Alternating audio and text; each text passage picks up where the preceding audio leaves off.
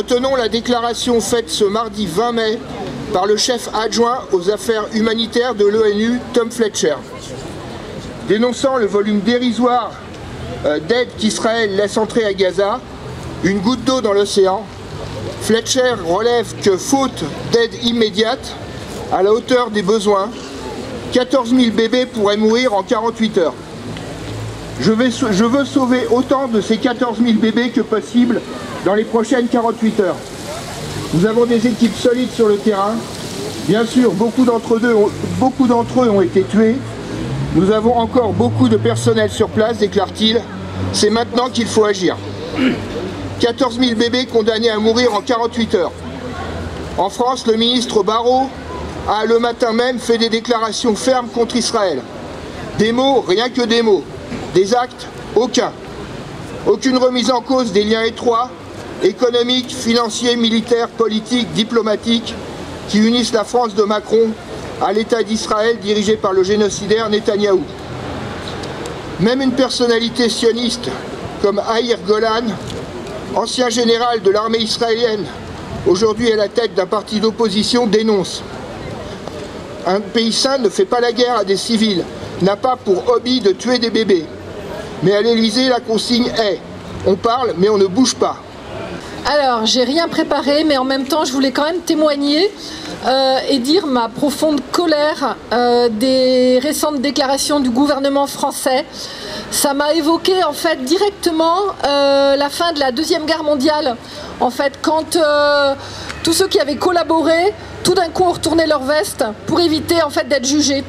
Et j'espère vraiment que Macron, Ursula von der Leyen et tous les dirigeants allemands et de tous les pays européens qui non seulement ont cautionné le génocide, le nettoyage ethnique en Palestine, eh bien vont être jugés pour leur collaboration, pour collaboration de crimes contre l'humanité, de nettoyage ethnique et de génocide.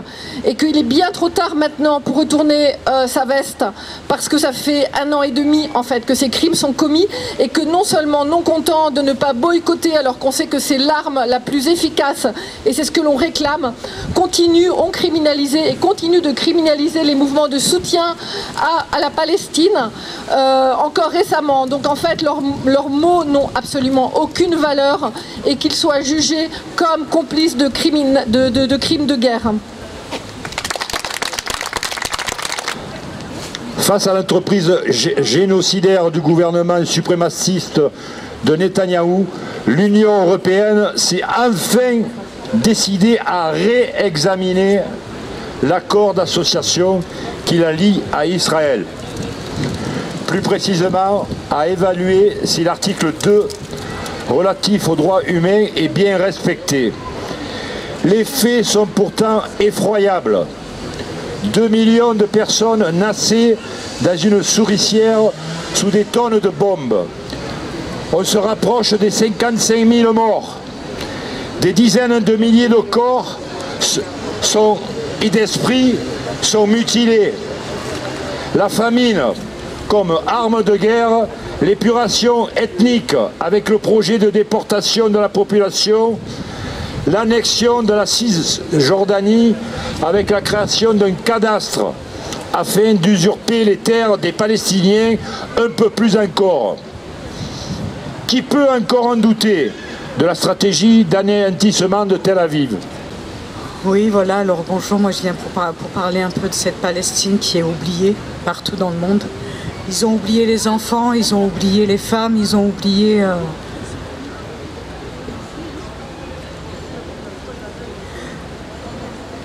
Free Gaza! Free Gaza!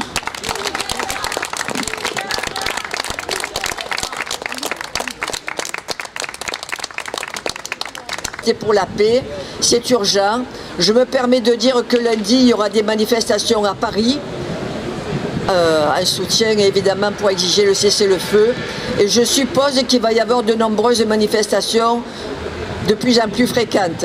Voilà. un truc, alors je suis pas hyper calée en histoire sur toute cette période, mais je voulais aussi rappeler qu'en 1973, le choc pétrolier avait été une réponse à la guerre de Kippour des pays arabes, et que ce choc pétrolier avait fait vaciller les économies occidentales qui reposent sur le pétrole. Donc en fait, l'arme économique, ça marche. Où sont les pays arabes? Où sont les mesures qui pourraient appuyer la Palestine et surtout redresser un peu notre faillite morale en tant que pays occidentaux capitalistes? Juste cette petite intervention courte pour vous informer que lors de la réunion du collectif Palestine Aubenas de mercredi dernier, je crois, nous avons décidé, en plus de nos rassemblements de samedi, d'organiser déjà une première manifestation importante. Nous avons arrêté la date du 14 juin, samedi 14 juin, dans la mesure où, enfin, on aurait voulu que ce soit plus tôt, vu l'urgence, hein. Mais nous avons le week-end de l'Ascension qui arrive, ensuite nous avons le week-end de Pentecôte, et je rappelle que le week-end de Pentecôte, je crois qu'il y a aussi la marche des fiertés à Aubenas. Netanyahou, assassin. Macron, Netanyahou, assassin. Macron, Netanyahou, assassin. Macron, Netanyahou. Je sors de chez moi pour acheter ma baguette de pain. Je vois ce rassemblement ici, là, et ça réveille cette douleur qui se réveille à chaque fois que j'entends parler de la Palestine. Quelque chose qui donne envie de vomir, qui donne envie de pleurer, qu'on traîne, une souillure dont on craint de l'emmener dans la mort qui nous attend, chacun d'entre nous, à un moment ou un autre, mais des gens âgés comme moi, c'est plus proche. Et je me dis, tiens, c'est le genre de truc qui n'est pas agréable d'emmener avec soi. On a envie d'emmener le sentiment de ses amis, des sentiments de chaleureux, des sentiments de pardon, d'amour pour les uns et pour les autres. Et là, il y a ce truc de merde, là, sanglant, purulent, affreux, honteux. Et on se trimballe avec ça, et on pense à nos amis palestiniens que dans le travail on a rencontrés ici et là autour de sa carrière. Et voilà, au collège ou bien à Aubenas, voilà, partout dans le monde je pense. Voilà, ben, ma fille a un maillot de foot de la Palestine qu'on lui interdit dans les collèges. On lui dit de ne pas le porter. C'est parce qu'il y a le drapeau de la Palestine. Est-ce que vous trouvez ça normal? Est-ce que, alors qu'il y a des maillots qui se portent par tout le monde, du Real, voilà, de toutes les équipes, mais celui de la Palestine, on n'a pas le droit de le porter. Alors je ne sais pas d'où ça vient, mais voilà. C'est quoi comme collège? Ah, c'est au collège sur Aubenas. Voilà.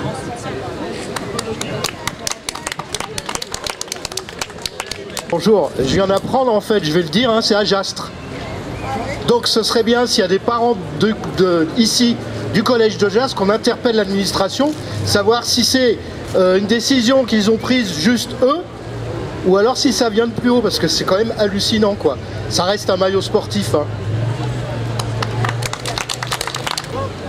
Par rapport au problème qui se pose aussi dans l'enseignement, juste une information, les fédérations de l'enseignement FSU, CGT, Sud et Forces ouvrières de l'enseignement ont demandé audience à Madame Borne, donc ministre de l'Éducation nationale, suite à la suspension d'une enseignante qui avait simplement organisé une minute de silence à la demande de ses élèves sur Gaza. Et donc demande la levée immédiate des sanctions contre cette enseignante.